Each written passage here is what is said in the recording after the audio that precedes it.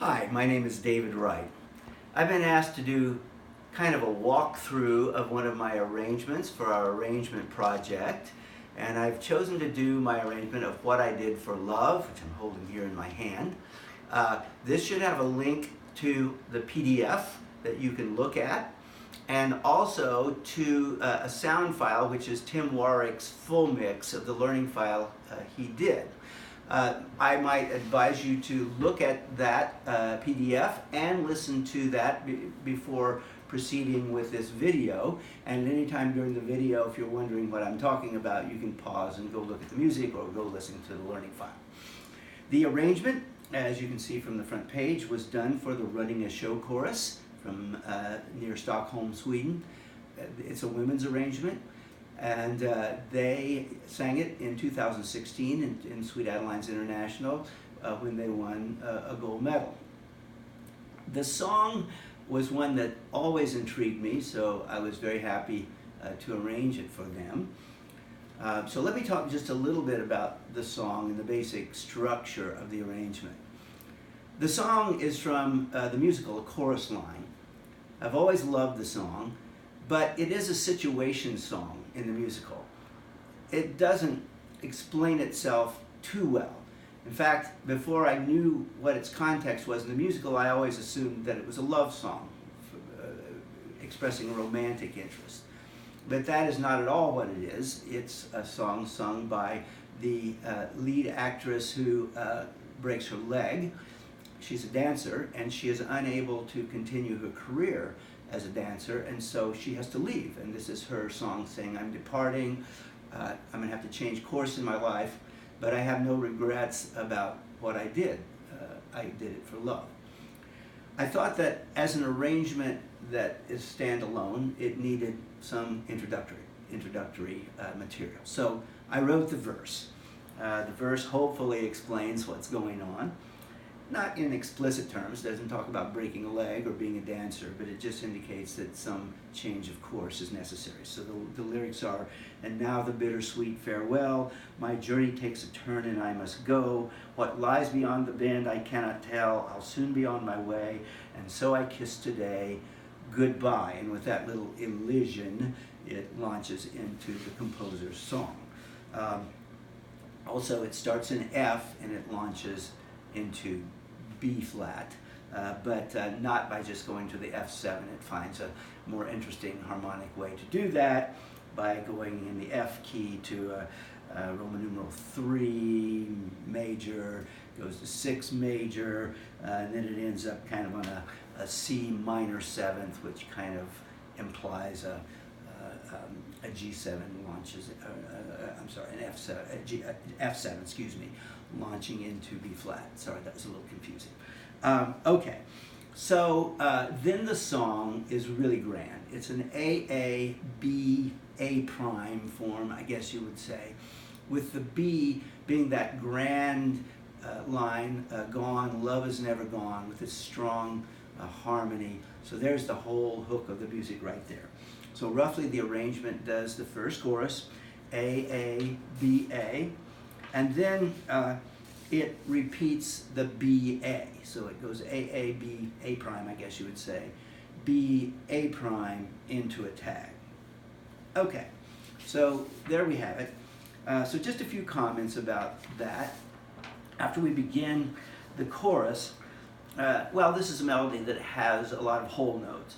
I kiss today goodbye, the sweetness and the sorrow, sustained melody notes. It needs something. So there are echoes there. I wanted to keep the echoes so that it ended with the right rhyming word. So goodbye, I kiss today goodbye is the first echo. Sweetness and the sorrow, that well I know, second echo. The same to you, that's clever, isn't it? But I can't regret what I did for love, okay. And then it continues with that. Look, my eyes are a little bit different rhythmically. Look, my eyes are dry, no tears to dry, a quarter note triplet there, just to distinguish it. And also you notice the harmonization on look, my eyes are dry, and the voicing distinguishes it from the first A strain. This is the second A strain. So always look for some way to distinguish it and also to kind of express the emotion of the moment, where the singer is very sincerely saying, look, my eyes are dry, I have no regrets, I'm not crying, but I won't forget. It's a very direct statement. Okay, we get into the B section. That's at measure 31. Gone, love is never gone. Big sweeping swipe in the bass from G up to G.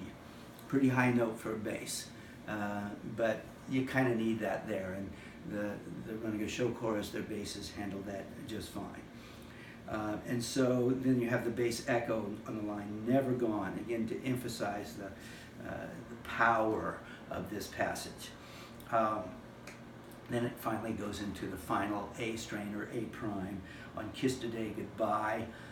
Now we have not echoes but swipes. So Kiss Today Goodbye, that's just a swipe. Point me toward tomorrow, swipe there. We did what we had to do, big swipe there, lifting upward. And won't forget, can't forget what I did for love. There's another swipe. And then it goes into that little reprise, which is part of the song, what I did for love, fermata. And now we wanted to come up with something to get us back into that B. The Gone, Love is Never Gone just deserves to be sung more than once. It's so strong. So what I did for love, measure 52, again, that's like an elision. It strikes the 6 minor chord, and then the bass singing up, kind of up the minor scale. There will always be the love, gives you that 6 minor to 4 major, which is the power in that passage right there. You notice a melody alteration and a fermata on Love is Never Gone. The lead's going up, given a Chinese 7th there, just for drama. And then the bass echo, a little more dramatic than before. Gone, love is never gone. As we travel on, the major chord there, on Roman numeral 3 major rather than minor, just to distinguish it from the first one and also just give it a little bit more of a powerful feeling. Then measure 59, we're going to have, again, a change of key. This is kind of like the first key change. When it went from the verse into B flat, that was sort of like point of departure. Okay, my life's taken a different turn now. I kiss today goodbye. And this one again, another key change. It lifts, it's a tertian key change. It doesn't go up a half step or a whole step, but a minor third. Kiss today goodbye, point me towards tomorrow. I'm looking forward now. Knowing I will not forget, bass echo, emphasizing that. And now here, just to make the passage strong on that echo, I'll not forget, measure 66, it goes to the flat 6 triad in the second inversion. Flat 6, always strong. Now, there's a price to pay for that. The price is that you can't hardly do the won't forget mi, re, do melody that needs to come right after that. So I remember thinking about this a long time, and I just decided that flat 6 thing was so strong it had to stay. I didn't want to get out of it until the new measure bar, which is Roman numeral 4 on Can't Forget, right on 67. So I abandoned the melody and kind of made a pseudo melody with the lead singing down from D flat to C flat there, kind of like the melody.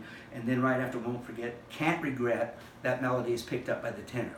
So is that a distraction? Well, I've listened to it a bunch of times and it's never distracted me. I don't think it's distracted anybody else. So sometimes you can just get rid of the melody or alter the melody for the sake of having the harmony be strong, and that's exactly what happens there. After you get Can't Regret What I Did for Love, the melody is right there. And then, as you can see, the tag winds down, suggestions of that melody in the baritone on Won't Forget, Can't Regret. You can see that mi, re, do thing appears in the baritone line there. Just as one last suggestion, as this thing is winding down, it sits on that open chord. A little bit rare for women's voices to end on the open triad, but it worked quite well in this case. Then just a comment about the shape.